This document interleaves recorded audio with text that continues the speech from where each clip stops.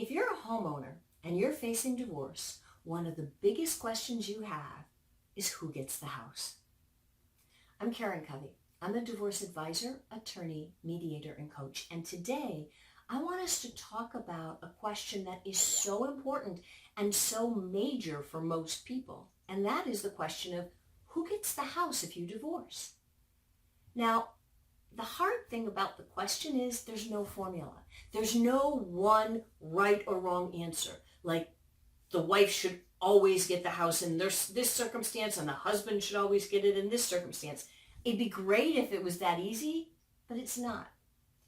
And so in order to figure out the answer to that question, you need to start by understanding how you can make the best decision for yourself, because every divorce is different.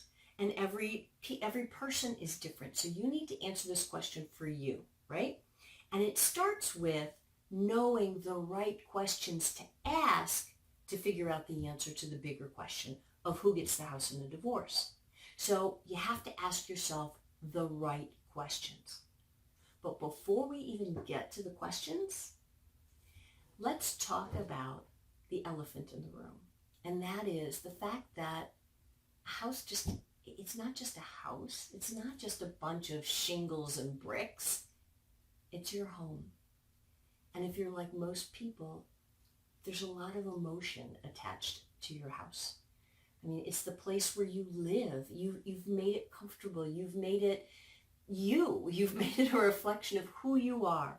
Your community is there. You know your neighbors. You have friends in the community. It's where your kids grew up. There are memories in your house. There's so much emotion attached to a house. It's crazy. But the problem is, if you allow yourself to make a decision from that place of just emotion, you're not going to make the right decision. So for a moment, if you can, on this journey, just check your emotions at the door and try to think of the answers to the questions that I'm going to ask as objectively and most importantly, as honestly as possible. So what's your first question? The first question is, can I afford to keep this house after a divorce? And that's a hard question. It's a question that a lot of people don't want to face. They don't want to answer because they know the answer is no, I really can't afford it. But if that's your answer, you've got to know that, because no matter what your reason for keeping the house or wanting to keep the house is, if you get the house in your divorce and you're only going to lose it a year later in a foreclosure action because you couldn't afford the payments, that's a problem. That's more trauma and drama than you ever could imagine. So if you can't afford to keep the house, you need to know that now and address that reality. That's not to say that you don't get the house if you can't afford it. Okay, can you figure out a way that you can bring in more money, make more money every month, or lower the payments, or find a way so that you can afford it? Because if you can find a way to afford it, cool, you're past the first hurdle. But if you can't, you have to be honest with yourself about that. And when you're figuring out, can I afford the house? You have to remember that a house isn't just an asset. It's just not, money in the bank. It's a liability. You have to be able to make those mortgage payments every single month. You have to pay the taxes. You have to pay the insurance. And more than that, you have to pay the upkeep, the maintenance. Somebody's going to have to cut the lawn. Somebody's going to have to clean the furnace. Somebody's going to have to do the million other things that go along with home ownership. So when you're asking yourself, can I afford to keep the house? You have to know you have enough money coming in every single month to make the payments, the taxes, the mortgage, the insurance, to do the upkeep, whatever that upkeep for your house is, to pay, if it's a condo, to pay the homeowners association. And you have to have enough money set aside in the bank to cover emergencies if they happen. Because if the roof leaks, you got to fix it.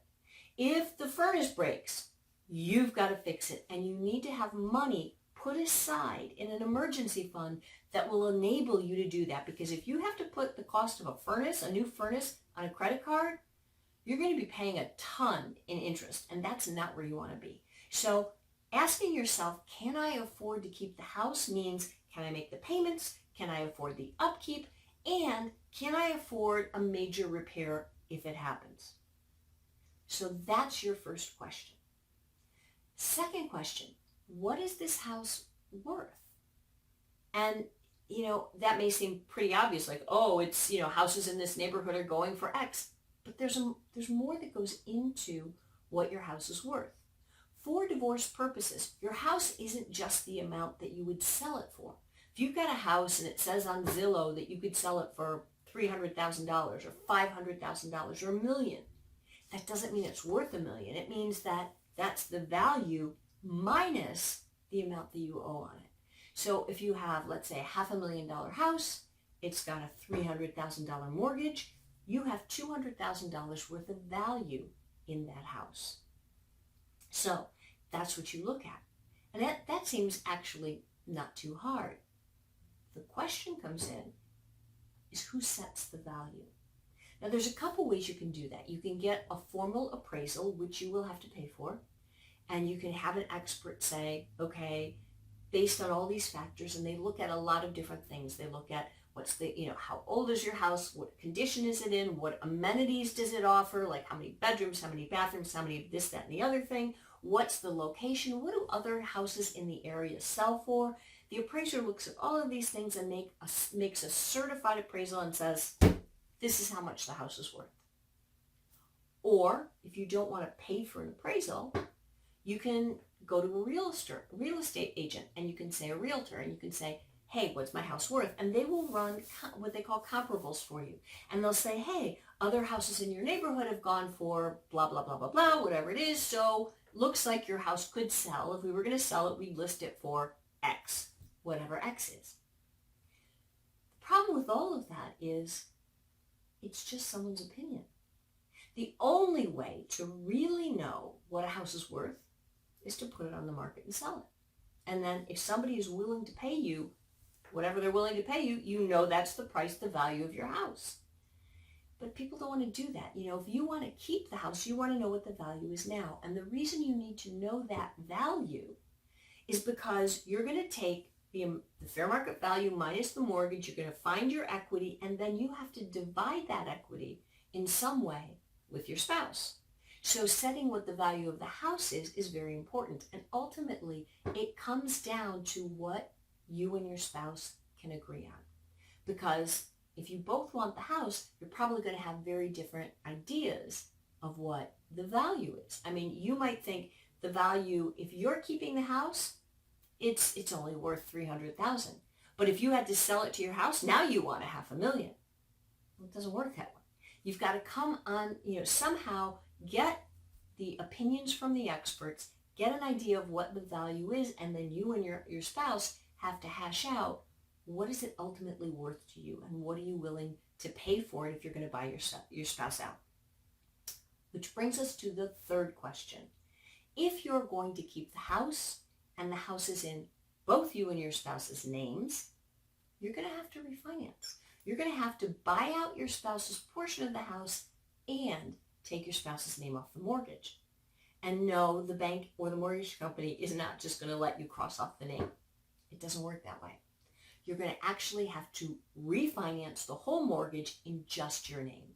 And, the good news is that mortgage rates today are pretty low. And they're as low as they're likely to ever be.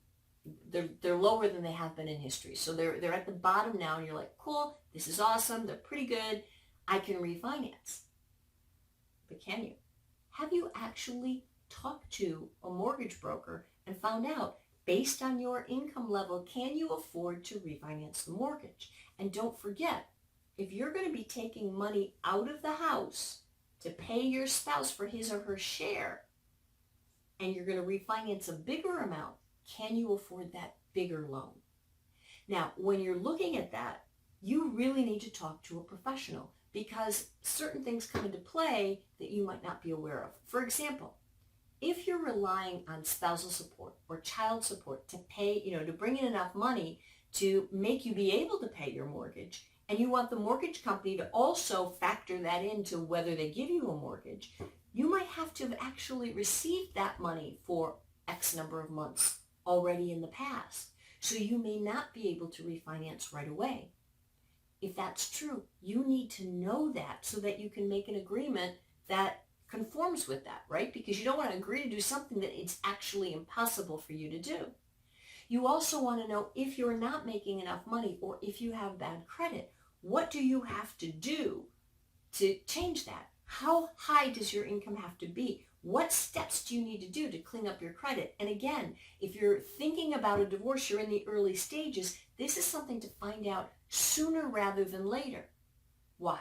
Because if you know that information, you can start taking the steps that you need to take to put you in a position to be able to refinance, to be able to afford the mortgage once the divorce is over. If you wait till the end of your divorce to start thinking about this, you can throw a monkey wrench into the whole process. And then either your divorce is going to drag out longer, or you're not going to be able to make the deal you thought you were going to make because it's just impossible. You can't do it. So those are 3 of the most important questions you need to ask. You also need to ask, is this house marital to begin with? Because if your spouse owned the house before the marriage and all the money that went into the house, or there was a big chunk of money that was in the house before the marriage and it was all premarital, or if you have a prenuptial agreement that says this isn't marital property, there may be no question to answer. So you've got to know all of those pieces as well. Finally, getting back to the emotional part, you've also got to think about the intangibles. Like, what about the kids? If we move houses, are we going to have to move school districts? Is this going to destabilize the kids even more?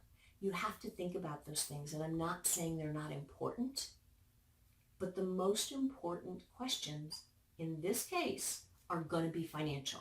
If you've got answers that say yes to all of those things, then you have the luxury of being able to say, okay, the intangible things that, this house means a lot to me, can I keep it?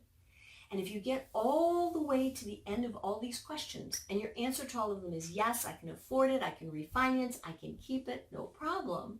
And then your spouse wants, he or she answered yes to all the same questions and he or she just wants the house too and the two of you are fighting over it. Then it comes down to a fundamental question, which is, what is it worth to me? Not to anyone else, not dollars and cents, but how much am I willing to fight to get the house? Because fighting costs money. Fighting costs attorney's fees. It takes time. You can go back and forth to court 1,000,000 times, and ultimately only one of you is going to get the house. So you have to think about, what do you want? And if you were to give up the house because your spouse wants it so badly, what can you get in exchange? Because everything is a negotiation in the end. So I hope this has given you something to think about, a way to look at the big question of who gets the house in a divorce. If it has and you found it helpful, give it a thumbs up, and I'll talk to you again soon.